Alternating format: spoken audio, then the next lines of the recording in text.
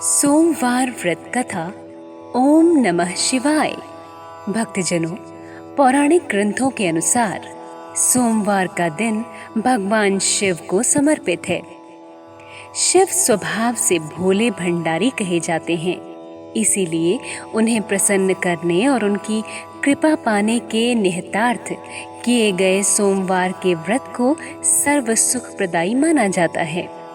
नारद पुराण के अनुसार सोमवार व्रत में व्यक्ति को प्रातः स्नान करके शिव जी को जल और बेलपत्र चढ़ाना चाहिए तथा शिव गौरी की पूजा करनी चाहिए। शिव पूजन के बाद सोमवार व्रत कथा सुननी चाहिए। इसके बाद केवल एक ही समय भोजन करना चाहिए। साधारण रूप से सोमवार का व्रत दिन के तीसरे पहर तक होता है, मतलब शाम तक रखा जाता है।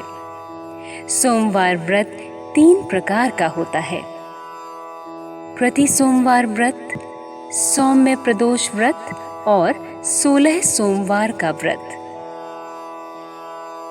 इन सभी व्रतों के लिए एक ही विधि होती है, व्रत कथा।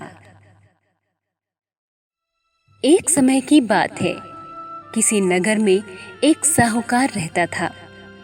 उसके घर में धन की कोई कमी नहीं थी, लेकिन उसकी कोई संतान नहीं थी। इस कारण वह बहुत दुखी था। पुत्र प्राप्ति के लिए वह प्रत्येक सोमवार व्रत रखता था और पूरी श्रद्धा के साथ शिव मंदिर जाकर भगवान शिव और पार्वती जी की पूजा करता था। उसकी भक्ति देखकर एक दिन मां पार्वती प्रसन्न हो गईं और भगवान शिव से उस साहूकार की मनोकामना पूर्ण करने का आग्रह किया। पार्वती जी की इच्छा अनुसार भोले भंडारी ने कहा, हे पार्वती, इस संसार में हर प्राणी को उसके कर्मों का फल मिलता है और जिसके भाग्य में जो हो उसे भोगना ही पड़ता है। लेकिन पार्वती जी ने साहूकार की भक्ति का मान रखने के लिए उस मनोकामना को पूर्ण करने की इच्छा जताई। माता पार्वती के आग्रह पर शिव जी ने साहूकार को पुत्र प्राप्ति का वरदान तो दिया, लेकिन साथ ही यह भी कहा कि उसके बालक की आयु केवल 12 वर्ष होगी। माता पार्वती और भगवान शिव की बातचीत को साहूकार सुन रहा था। उसे ना तो इस बात की खुशी थी और ना ही दुख। वह पहले की भांति शिव जी की पूजा करता रहा। कुछ समय के बाद साहूकार के घर एक पुत्र का जन्म हुआ। जब वह बालक 11 वर्ष का हुआ तो उसे पढ़ने के लिए काशी भेज दिया गया। साहूकार ने पुत्र के मामा को बुलाकर उसे बहुत सारा धन दिया और कहा, तुम इस बालक को काशी विद्या प्राप्ति के लिए ले जाओ और मार्ग में यज्ञ कराना। जहाँ भी यज्ञ कराओ वहाँ ब्राह्मणों को भोजन कराते और दक्षिणा देते हुए जाना। दोनों मामा भांजे इसी तरह यज्ञ कराते और ब्राह्मणों को दान दक्षिणा देते काशी की ओर चल पड़े। रात में एक नगर पड़ा, जहाँ नगर के राजा की कन्या का विवाह था, लेकिन जिस राजकुमार से उसका विवाह होने वाला था वह एक आंख से काना था। राजकुमार के पिता ने अपने पुत्र के काना होने की बात को छिपाने के लिए एक चाल सोची। साहूकार के पुत्र को देखकर उसके मन में एक विचार आया। उसने सोचा, क्यों ना इस लड़के को दूल्हा बनाकर राजकुमारी से विवाह करा दूं। विवाह के बाद इसको धन देकर विदा कर दूंगा और राजकुमारी को अपने नगर ले जाऊंगा। लड़के को दूल्हे के वस्त्र पहनाकर राजकुमारी से विवाह करा दिया गया। लेकिन साहूकार का पुत्र ईमानदार था। उसे यह बात न्याय संगत नहीं लगी। उसने अवसर पाकर राजकुमारी की चुन्नी के पल्ले पर लिखा, तुम्हारा विवाह तो मेरे साथ हुआ है, लेकिन जिस राजकुमार के संग तुम्हें भेजा जाएगा वह एक आंख से काना है। मैं तो काशी पढ़ने जा रहा हूं। जब राजकुमारी ने चुन्नी पर लिखी बातें पढ़ी तो उसने अपने माता पिता को यह बात बताई। राजा ने अपनी पुत्री को विदा नहीं किया, जिससे बारात वापस चली गई।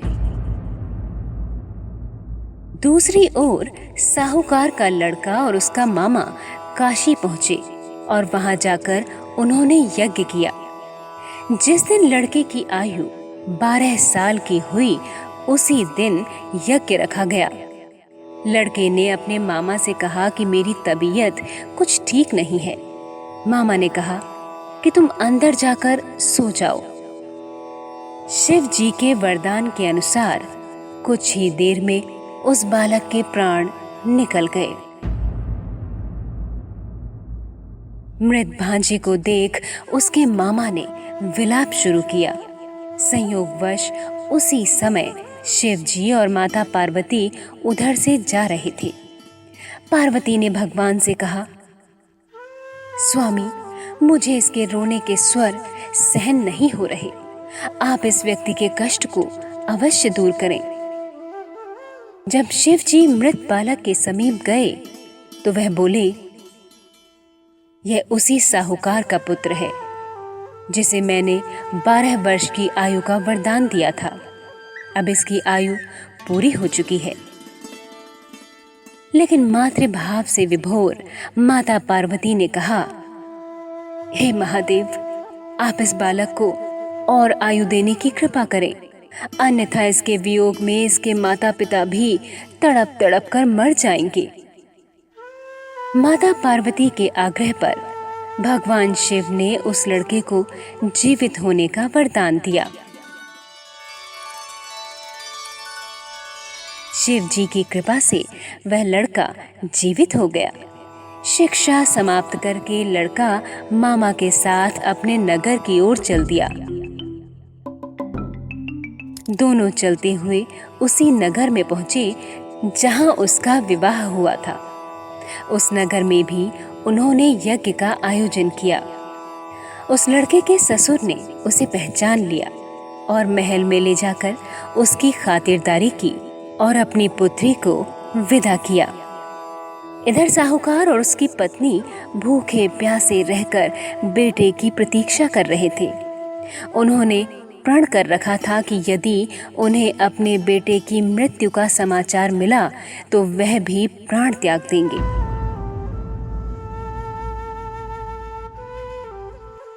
परंतु अपने बेटे के जीवित होने का समाचार पाकर वह बेहद प्रसन्न हुए। उसी रात भगवान शिव ने व्यापारी के स्वप्न में आकर कहा, हे श्रेष्ठी, मैंने तेरे सोमवार के व्रत करने और व्रत कथा सुनने से प्रसन्न होकर तेरे पुत्र को लंबी आयु प्रदान की है। इसी प्रकार जो सोमवार का व्रत करता है या कथा सुनता है और पढ़ता है, उसके सभी दुख दूर होते हैं और समस्त मनोकामनाएं पूर्ण होती हैं। एक बार बोलिए, भोलेनाथ की जय।